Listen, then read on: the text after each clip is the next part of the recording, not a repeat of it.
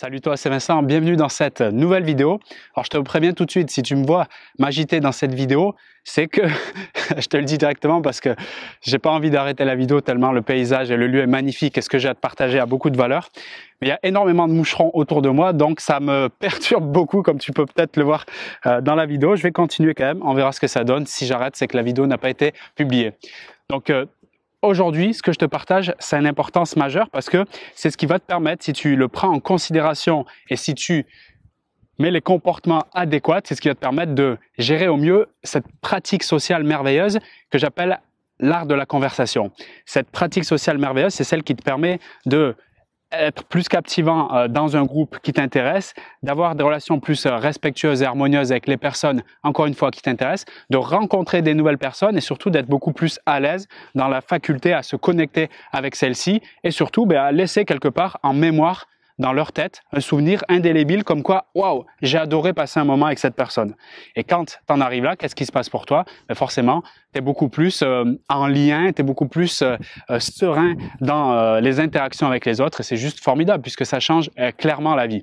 Donc avant de te partager ces trois freins principaux qui sont en même temps des qualités et compétences à développer quand tu inverses la tendance, je te rappelle que la formation Conversation captivante et son offre de lancement se termine ce soir. Là, dans la description de cette vidéo, tu peux retrouver tout le programme et les meilleures conditions pour y participer. Je te rappelle que c'est cette formation où je te donne la formule simple, détaillée, étape par étape, le process quasi scientifique pour réussir cette pratique sociale qui est l'art de la conversation captivante.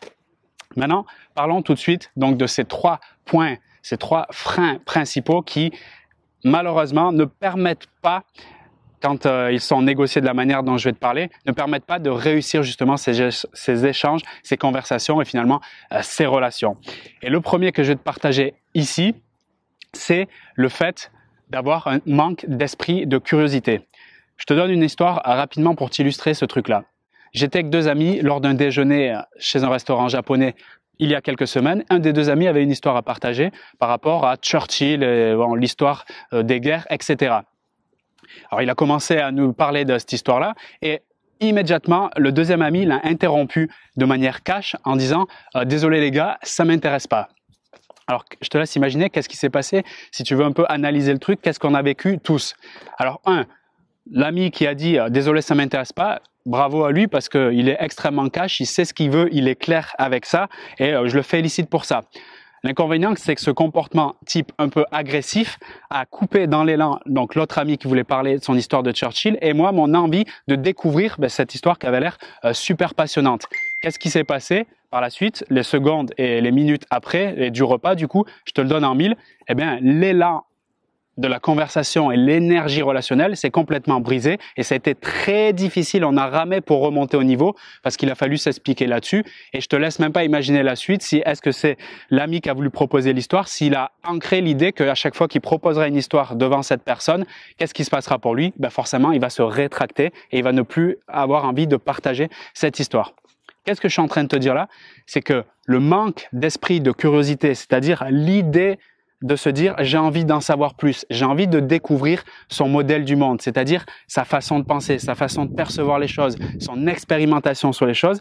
Ce manque d'esprit de curiosité, donc là qui va vers l'esprit de fermeture, crée ce genre de relation. Et ce genre de choses, il y a les moucherons de partout, ce genre de choses tu peux le voir tous les jours. Si tu es observateur, si tu es concentré sur ce qui se passe à l'extérieur, tu le vois tous les jours.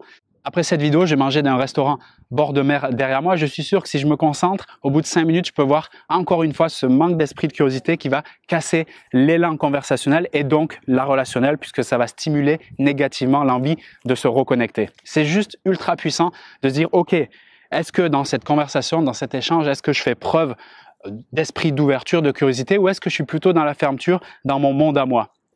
Et là, j'en viens au deuxième point crucial qui freine complètement l'élan conversationnel et donc des relations, c'est le manque d'adaptabilité. Comment te décrire ça simplement?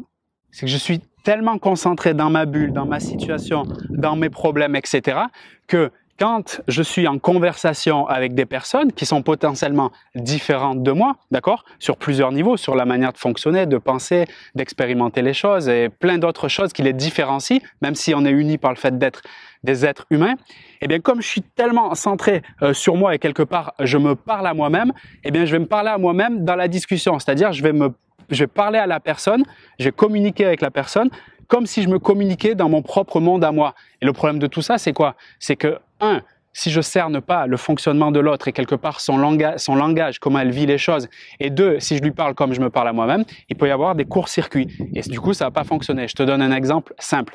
Il y a des personnes, c'est un peu mon cas. Comme ça, tu vas comprendre peut-être si c'est ton cas. De l'autre côté, moi, je fonctionne avec une vision qui est plutôt globale, une vision d'ensemble sur les choses, tu vois. Si on va à la plage, moi, je vais voir la plage dans son ensemble. Voilà, il y a les mouettes, etc. C'est super large, il y a le grand bleu, etc. Si j'ai quelqu'un qui est très procédurier, très spécifique et très détaillé en face de moi dans une conversation, lui, quand il va me parler de la plage, il va détailler le rocher qu'il y a devant moi, voilà, le canoë-kayak qui est là-bas, la poubelle, la manière dont elle est mise, etc. L'idée, c'est que si tu as quelqu'un en face de toi qui est en mode, qui détaille et qui est dans sa tête est très spécifique et détaillé, et quand il va parler d'une histoire, il va être très dans le détail, etc. Et toi, tu as la vision très large et tu vois pas ces petits détails, eh bien, il va y avoir un problème de langage. C'est-à-dire, vous communiquez pas de la même manière. C'est comme si je vais parler à quelqu'un qui est chinois et que je parle pas le chinois, même si de manière non verbale, on va pouvoir se comprendre, au niveau du langage, c'est-à-dire du contenu, de la modalité d'expression, ça va pas coller. Donc, il est très important avant d'aller communiquer avec l'autre, de quelque part cerner finalement sa façon de communiquer, comment il perçoit les choses. Là, je t'ai donné un exemple. S'il est plutôt détaillé, du type perfectionniste, et toi, si tu es plutôt en mode de vision large des choses, ben, de se dire, OK, moi, je veux que cet échange il soit percutant. On a vu hier dans la vidéo, je te parlais des intentions que tu as avant la conversation. Mais par exemple, voilà, moi je veux amener du contenu d'information avec cette personne. Comme je sais qu'elle comprend les choses par étape, par process et qu'elle est très spécifique et détaillée, ben, je vais faire un effort, moi, même si je suis plutôt global, là, je prends mon exemple, mais ça peut être ton cas, de détailler les choses, d'aller plus dans le détail pour lui fournir plus de choses que dans son langage, elle, dans sa façon de voir le monde, elle comprendra mieux. Et à ce moment-là, on sera beaucoup plus connecté, ça sera plus simple à échanger. Vous pouvez passer si vous voulez. On profite de ce merveilleux moment. Ça a été la journée? Super. Ouais, génial. Voilà. Là, ce que j'ai fait, c'est que j'ai essayé de consulter l'état émotionnel et j'ai remonté l'énergie tout simplement. Comme ça donne un peu un exemple en live. Donc, tu as compris l'idée. Adaptabilité, je fais l'effort de sortir de mon monde pour capter comment fonctionnent les autres, comment ils communiquent, comment ils s'expriment, et parler autant que faire se peut dans leur langage, même si ça demande un petit effort, mais au moins l'échange conversationnel est beaucoup plus riche et beaucoup plus dense, et ça sera beaucoup plus simple de savoir quoi dire, notamment avec toutes les méthodes que je te partage dans la formation que tu peux retrouver dans la description, conversation captivante. Et je te partage le dernier frein qui est pour moi le plus important au fond, qui malheureusement, qui permet pas à celui qui veut développer cette pratique sociale qu'est la conversation, puisque c'est une pratique avec des savoir-faire, donc des compétences qu'on peut apprendre, développer et maîtriser. Celui qui va galérer, qui va avoir beaucoup de mal dans cette discipline, dans cette amélioration de compétences, de savoir-faire et d'habileté, c'est celui qui en fait manquera de désir, d'envie et d'amour pour cette pratique. D'amour pour le processus d'apprendre, de mettre en pratique et de continuer le process. Je te donne un exemple. J'ai travaillé pendant une dizaine d'années dans les métiers de la relation client. Et ce qui me faisait halluciner dans ce métier, donc on est dans les métiers des relations humaines. La base, le prérequis, d'ailleurs, même quand tu regardes les lignes d'entretien d'embauche, d'ailleurs, comme si tu es aide-soignant ou dans n'importe quel métier de relation avec des humains, c'est de aimer profondément l'humain. Alors oui, après, il va y avoir justement le développement de sa capacité à rentrer en contact avec les gens, donc c'est de ce dont on parle, la capacité à développer son intelligence sociale, la capacité de communication, etc. Mais avant tout, le désir et l'amour pour l'être humain, pour l'envie de progresser dans l'échange et la capacité à se connecter avec l'être humain, c'est juste un prérequis basique, un indispensable. Comme quelqu'un qui va faire, comme moi, des vidéos sur un domaine et partager à une audience des compétences, une thématique, la base de la base de la base, c'est qu'il aime le sujet qu'il est en train de parler et qu'en plus il développe des compétences dans ce sujet. Sinon, à quoi bon d'aller commencer à partager du contenu si en fait le positionnement, c'est je vous partage un truc que je suis censé maîtriser, mais je connais pas du tout. Il y a un problème. Alors dans ce cas-là, tu dis d'entrée de jeu, ben voilà, je veux apprendre quelque chose avec vous, on le fait ensemble. Dans ce cas-là, tu changes de positionnement, comme pour la conversation. Bon, ben voilà, je suis pas fan de l'être humain, mais je m'aperçois que j'ai besoin en tant qu'animal social d'aller en contact avec les gens, et il y a un outil qui me permet d'y arriver, la conversation. Alors je vais tomber en amour de cette pratique-là pour pouvoir devenir meilleur. Donc je te disais, dans les relations clients, j'avais des personnes, moi ça me faisait halluciner, on en rigolait franchement, parce que c'était mieux d'en rigoler, je vois la vie comme un jeu. J'avais des personnes dans mon entourage qui me disaient, Vincent, donc ils travaillent tous les jours avec des gens, hein, d'accord? J'aime pas les gens, j'adorais cette phrase, j'aime pas les gens, j'avais mieux encore, je déteste les gens, je préfère rester dans ma cave, j'aime pas les gens Vincent. T'aimes pas les gens, autrement dit, t'as pas de désir, t'as pas d'amour sur le sujet que tu es en train de travailler tous les jours, là, ton métier de vendeur pour le coup.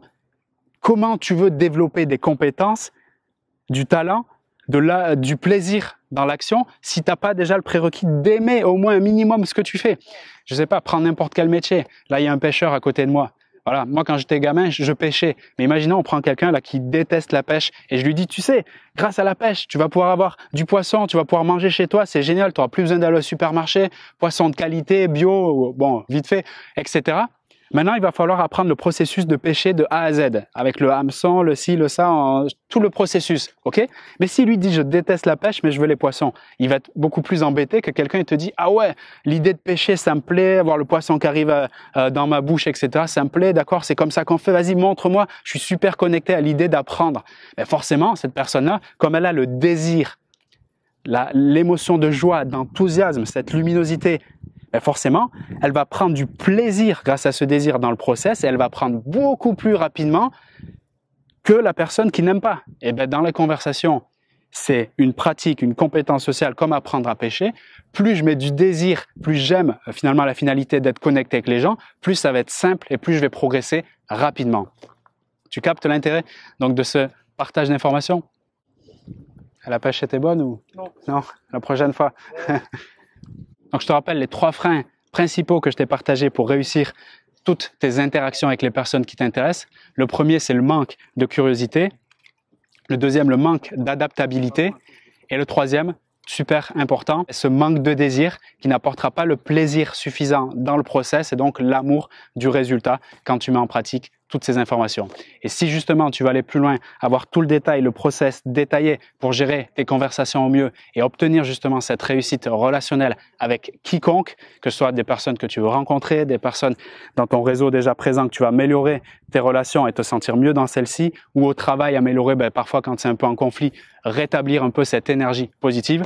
Regarde dans la description de cette vidéo, tu as le programme complet, conversation captivante pour y parvenir dans ces meilleures conditions jusqu'à ce soir au moment où tu regardes cette vidéo lundi et regarde après s'il y a toujours des conditions intéressantes pour toi pour enfin en finir avec ces conversations flottantes, ces moments un peu, tu sais, où je sais pas trop quoi dire, je sais pas si je suis intéressant quand je parle, il y a des blancs, je sais pas comment relancer, j'ai du mal à conclure, j'arrive pas à m'affirmer dans mes conversations. Tout est là pour toi, ici, disponible. Regarde ça. On se retrouve tout de suite. Si tu l'as pas commencé dans ce premier module de la formation, je vais te donner la technique pour en finir avec la peur d'initier le contact, donc cette fameuse technique double impact. Je te la laisse découvrir directement dans le programme. Et moi, je vais continuer donc ma petite tournée ici. Donc, je vais enchaîner notamment avec un bon petit repas sur le bord de mer. Ça va faire du bien, notamment là, au moment où je partage cette vidéo, on est en février. C'est juste génial. Je te souhaite tout le meilleur pour toi et je te retrouve pour de nouveaux paysages, de nouvelles interactions dans les prochaines vidéos. Salut!